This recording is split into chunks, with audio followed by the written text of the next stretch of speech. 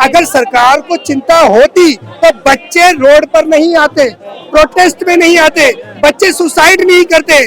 आप एग्जाम देने जा रहे हो, ऐसे ऐसे सेंटर पे देने जा रहे हो जहाँ पे कोई मतलब व्यवस्था ही ठीक नहीं है, कोई जवाबदेही नहीं है, तो पेपर लीक नहीं होगा तो क्या होगा बताओ? सेना करा रही है पेपर, देखिए सेना। अच्छा जी, सेना का काम क्या है?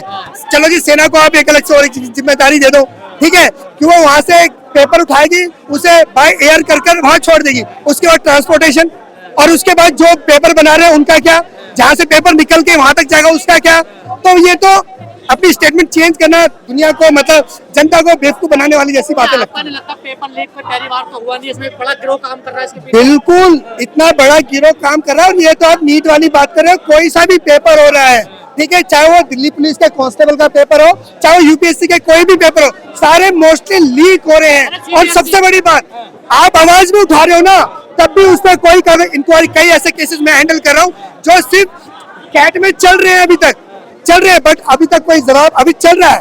लेकिन जिनको लगना था नौकरी लग गए, चिल्लाते रहो जिसे चिल्लाना। तो प्रोटेस्ट इसीलिए होता है ताकि जो काम सालों लगते हैं, प्रोटेस्ट तो वो काम चुटकी बजाकर हो जाए, क्योंकि जनता जागरूक है। पर वकील साहब, ये कहा जाता है कि बीजेपी में कोई कल्चर नहीं है इस्तीफा देने का, ये तो पुरानी सरकारों में होता था इस्तीफा। अब तो अपनाना पड़ेगा, नहीं जनता की डिमांड है। अच्छा, कोई भी सरकार बनती जनता ही तो बनाती है।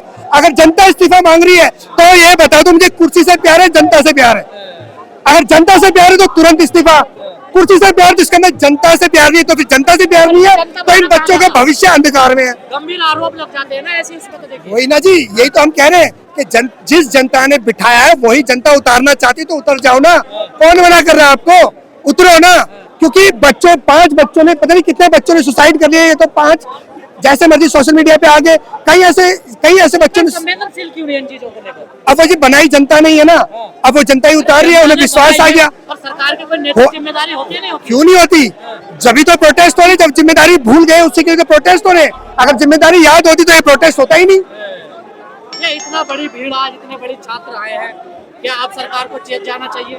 बिल्कुल चेतना चाहिए, सरकार को तुरंत इनकी बात माननी चाहिए, एजुकेशन सिस्टम को ठीक करना चाहिए और पेपर दोबारा लीक ना हो, क्योंकि पेपर लीक होने से मतलब बहुत सारे नुकसान होते हैं। एक तो गलत बंदे जब वहाँ बैठ जाएंगे तो इलाज ठीक नहीं करेंगे, इंजीनियर गलत होंगे, फ्लाईओवर अच्छे नहीं बन पाएंगे। तो ये चीजें, इसके लिए सरकार को बिल्कुल गंभीरता से लेना चाहिए। सरकार की प्राथमिकता नहीं है शिक्षा, स्वास्थ्य, रोजगार? बिल्कुल है, लेना चाहिए ना, ले नहीं जब तो प्रोटेस्ट कर। बिल्कुल है।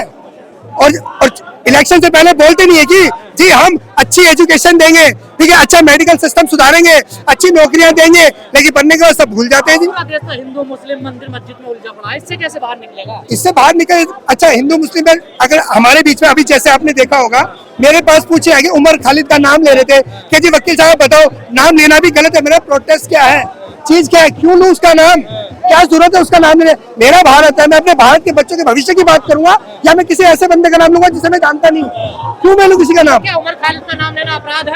भाई हम क्यों लें? हम जिससे मतलब ही नहीं है, हमें हमारे देश के बच्चों के भविष्य से मतलब है। भारत तभी आगे बढ़ेगा जब देश का बच्चा शिक्षित होगा और सब ये नीट जैसे एग्जाम बिल्कुल भी लीक नहीं होंगे, तब जाके भारत की एक अलग ही तस्वीर होगी। ये उम्मीद नहीं थी हम लोगों को एक्चुअली में, अगर हम सही बताएं, क्या इतनी भीड़ आएगी। लेकिन युवाओं के ने आज ये दर्शा दिया है कि अभी हमारे खून के अंदर और हमारे जज्बे के अंदर, और हम अपने हक अधिकार के लिए लड़ने को तैयार हैं, और वही जंतर मंतर है। लगातार छात्र आए हैं, अच्छी संख्या में पहुंचे, भरा हुआ जंतर मंतर हम कह सकते हैं इसको, कि आखिरी से लेकर हम पिछले छोर पर खड़े हैं, काफी लोग आए हैं। और अच्छा है कि जब तक इस देश का युवा नहीं लड़ेगा तो कैसे काम चलेगा। पढ़े लिखे जो बच्चे हैं, जब वो अपने मांग के लिए, अपने अधिकार के लिए आगे नहीं आएंगे, और इसी तरीके से तानाशाही अगर चलती रही, सरकारें पेपर लीक कराती रही, पेपरों के नाम पर करोड़ों खरबों रुपए जो ना लूटती रही, तो ये इस देश के अंदर अब चलने वाला नहीं है। जितना अंधेर करके 2 मामले और बढ़ गए, 2 सुसाइड और कर लिए बच्चों ने। हाँ देखिए, ये तो एक बेटी ने जैसे किया है, और तो बड़े शर्म की बात है, तो ये तो होना नहीं चाहिए ना। तो हम तो यही कहेंगे, बच्चों को भी लड़ना चाहिए यार, आत्मदाह करना कोई बुजदिली कायरती नहीं करनी चाहिए ना। आदमी को लड़ना चाहिए, शासन से लड़े, सरकार से लड़े, जनता से लड़े, तो आदमी निखरता है। और ऐसे आप ये तो चाहते ही है ना कि यहाँ पढ़े लिखे बच्चे जो है वो आत्मदाह कर लें, इनका कोई वजूद नहीं है। वो लोग इतना प्रेशर बना रहे हैं कि हत्या तक मजबूर हो रहे हैं। लेकिन ये चलेगा नहीं। जी, इतने प्रोटेस्ट कर चुके हैं, अलग अलग राज्यों में प्रोटेस्ट हो रहे हैं, क्या कुछ सरकार पर दबाव बनाने में कामयाब मिली है? नहीं, दबाव बना है, दबाव बनेगा, ऐसा नहीं है कि इनको छोड़ देंगे। जब इन्होंने जो दबाव बनाया था, इन्होंने रामलीला मैदान को, रायसीना हिल को और जंतर मंतर को जब अखाड़ा बनाया था, तो इस देश का आम नागरिक ने इनका साथ और सहयोग दिया था। लेकिन आज यही कुछ कुकुरमुत्तों को भेज करके जंतर मंतर पे या दूसरी जगह विवाद खड़ा करना चाहते हैं। ये घटिया और गड़ी सड़ी मानसिकता की सोच दर्शाती है। अरे आपने तो सहयोग करना चाहिए था ना, आपने बच्चों को साथ देना चाहिए था ना, लेकिन वो नहीं दे रहे हैं। ये तो इस देश का यूथ को अपने और पराये की, जैसे इस देश के अंदर सर छोटू राम ने कहा था कि दोस्त और दुश्मन को पहचान लो, तो दुश्मन कौन है और दोस्त कौन है, उनको पहचान करके लड़ाई को आगे बढ़ना पड़ेगा। और ये लड़ाई हक अधिकार की है। देखिए, मोदी जी ने टेलीग्राम बंद कर दिया है। देखिए, वो सत्ता में बैठे टेलीग्राम बंद कर दें, वो जनता की आवाज बंद कर दें, वो रात को आके घंटी बजा दें, वो मन की बात सुना दें, वो विषय अलग है। सरकार ये करेगी, लेकिन हम क्या कर रहे हैं? हमने भी अपना काम करना चाहिए ना। जनता ने कोई, जो जनता का जो काम है वो काम करना चाहिए।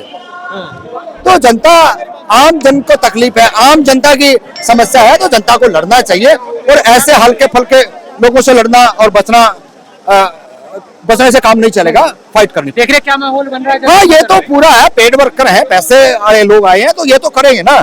ऊपर आका बैठा है, आका बचाने वाला है, तो वो सारी चीजें होंगी।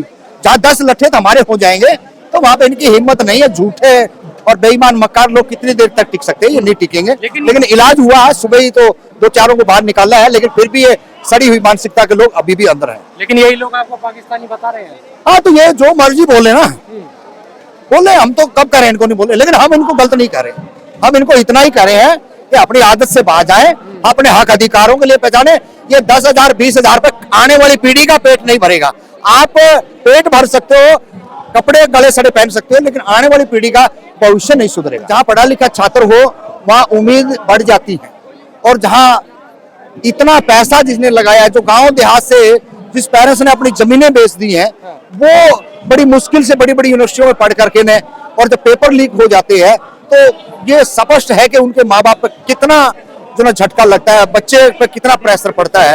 एक बार पेपर की महीनों 6-6 महीने तैयारियां करते हैं, और पेपर जब लीक होता है तो शायद ऐसा लगता है कि परिवार का एक मेंबर कम हो गया है। तो ये तो पेरेंट्स जानता ना इस दुख को, तो ये तकलीफ क्या है तो वो जानता है, और या फिर बच्चा समझता है। उन लोगों को क्या पता जो यहाँ इस देश के अंदर जो अलग तरीके का एक ट्रेंड चलाने वाले लोग हैं। लेकिन सवाल ये भी है, फंड कहाँ से मिल रहा है इन लोगों को? नहीं, सत्ता में बैठे हैं और एक दान पेटी रखी है, तो दान पेटी से फंड आता है, वो इन्हीं पे खर्च होता है। यहाँ ये बात समझने में ज्यादा कोई दिमाग लगाने की जरूरत नहीं है। पूरे देश को पता है कि कहाँ से आता है, एजेंडा क्या था, किस एजेंडे को लेकर के आए। उनकी मानसिकता अगर ये होती कि आज का भविष्य अगर बच्चों के साथ हम ये कर रहे हैं, तो आने वाला ये देख लेना कि ये बच्चे अगर ना संभालेंगे चीजों को, तो कौन संभालेगा? इनको हम बता नहीं रहे, इनको हम समझा नहीं रहे हैं, इनको इग्नोर कर रहे हैं, तो आने वाला टाइम बहुत बुरा भयानक आएगा। समय रहते हुए सत्ता में जो लोग बैठे हैं, वो शिक्षा मंत्री का इस्तीफा करवाएं, और जो है ना, कोई भी पेपर लीक ना हो, इस बात की जिम्मेदारी लें, और ढंग से प्रॉपर तरीके से पेपर होने चाहिए। कोई भी ऐसी चीज ना हो देश के अंदर जो छात्रों के लिए हित में होनी चाहिए, ना कि।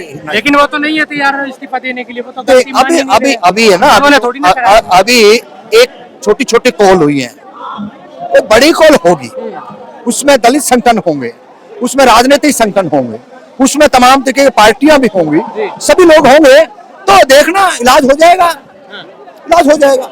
इस देश के अंदर ऐसा कोई नहीं है जो ना माने, ना इस्तीफा दे, इस्तीफा भी देना पड़ेगा। और हो सकता है कि जो खदेड़े वाली बात है ना, जो अभी हमारे पड़ोसी राज्य में हुआ है, वो हालात होते भी कोई बड़ी देर नहीं है। हो सकता है यहाँ कुछ भी हो सकता है, वर्तमान की यहाँ तक आम किसान, मजदूर, दलित यहाँ भरा हुआ है, परेशान है, दुखी है। तो दुखी आदमी को पता होता है मरने के सिवाय कुछ नहीं है, तो वो लड़ने के लिए तैयार हो जाता है। तो आज लड़ने की स्थिति में हम है, खोने को कुछ भी नहीं है, सब पाने को है।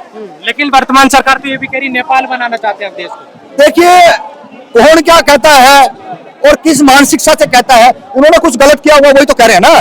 अगर वो गलत ना कहते तो ये नौबत नहीं आती। उन्होंने गलत किया है, इस देश के अंदर इतना बढ़िया चीजें बनाई थी, इतने एयरपोर्ट थे, हवाई अड्डे थे, बीएसएनएल था, शिक्षा की व्यवस्था ढांचा बनाया था, आज क्या हालात कर दिया। सबसे बुरा हाल है ना। तो ये तो समझना पड़ेगा आम जनमानस को और इनके खिलाफ खड़ा होना पड़ेगा। ठीक है।